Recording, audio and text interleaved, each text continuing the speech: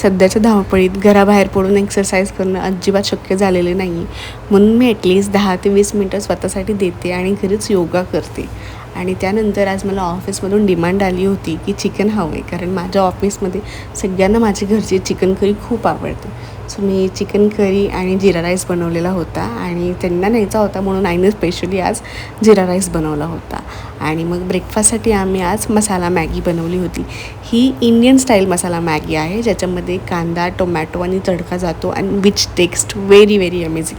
मला खूप लेट झाला होता म्हणून मी मला डब्बा पॅक करूनच नेला होता, ज्याच्यामध्ये मी ब्रेकफास्ट देखील माझ्याबरोबर नेला होता. So this Maggi was my breakfast. आणि ऑफिसमध्ये पोहे मागवले होते, विच इज तरी पोहे, जे आमच्या नियरेस्ट एक हॉटेल आहे तिथे मिळतात आणि खूप टेस्टी लागतात.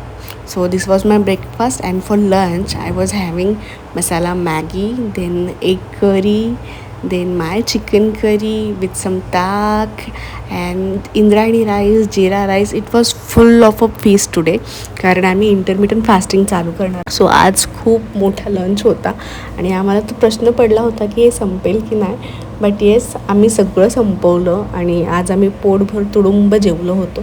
इतकं खाल्लं होतं की रात्री जेवण जाणार की नाही हा प्रश्न पडला होता. किंबहुना मला तरी वाटत होतं की आज रात्री जेवूच नाही. बट देन मम्मानी हा स्पेशल मसाला राईस बनवला होता जो खूप टेस्टी होता. सो मी फक्त एक प्लेट मसाला राईस खाल्ला and went for the walk and that's it. Thank you for watching the video.